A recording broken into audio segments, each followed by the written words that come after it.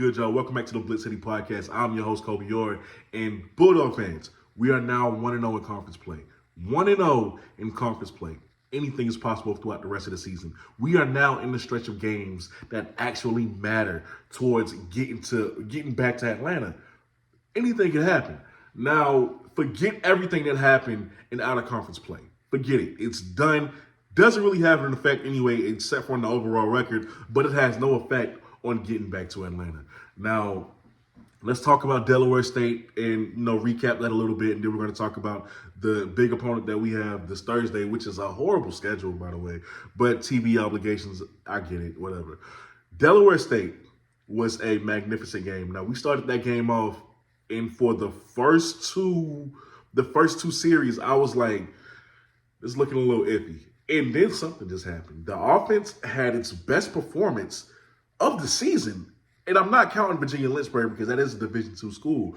But the offense had its best performance of the season, way better than when we even played Citadel, in my opinion. I think we were flat out, dare I say, dominant, at least on the ground. Even through the air, we were really good. So we all know this running back room is special. We got about 4 freshman running backs, 2 of them redshirt freshmen, the other 2 are true freshmen who are absolutely special.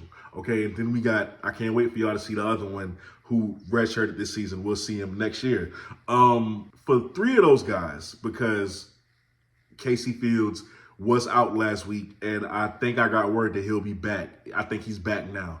For 3 of those guys, Tyler Smith, Jawan Howell, and Josh Shaw, to go off the way that they did was just so fun to watch, okay?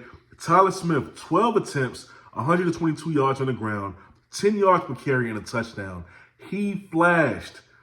I can't even say flash no more. He showed us what he's capable of, okay? I think he got his first career touchdown the week prior, and now he came on the scene with this performance. I'm so happy for him because y'all know I have been banging the table for Tyler Smith to get more carries.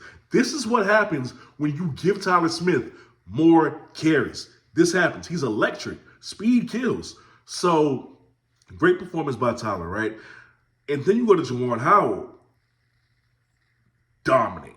I mean, that kid, these running backs that we have are truly special. Jawan Howell, 13 attempts, 119 yards, 9.2 yards per carry, and 3 touchdowns on the ground. The recipe that the offensive coordinator used this week is what I want to see done versus North Carolina Central. The creativity, I didn't like the reverses, but I didn't mind it either because he was getting in his bag a little bit. I'm like, where has this been all season? Where was this versus Tennessee Tech? Because we could have won that game. We should have won that game, if I'm being honest with you. And then Josh Shaw, right? 12 attempts, 95 yards, 8.5 yards per carry and a touchdown. That man is just a bowling ball. That man is just, you don't want to tackle Josh Shaw. Like if y'all in the shoots, you don't want to go head to head and get low with Josh Shaw. You just don't want to do it. R3, and I was hoping, right? Like as if I had money on the game or something. I didn't, by the way.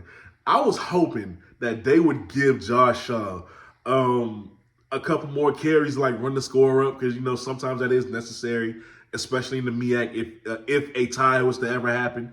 I think they go by points at a certain point. So I kind of wanted them to finish that last drive and keep feeding Josh so he can get over 100. But still, great performance by Josh Shaw as well. I just love his tenacity in the way that he runs the football. All three of these guys, and of course Casey Fields, they bring something different to this offense and to the run game. And they're all valuable in their own way, right? Like Jawan Howell, he's the bell cow. He's the workhorse kind of guy. He's the one, another guy you really just don't want to hit because he's big as a freshman. Tyler Smith, that's the speed back, right? He gets an open space, it's over with.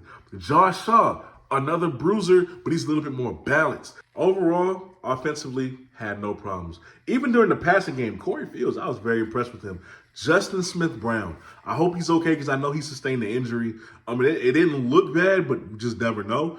He has been dealing with nagging injuries this season. I hope he's available for next week. We need Justin Smith-Brown. He is the nucleus in that wide receiver room, man. He's just electric.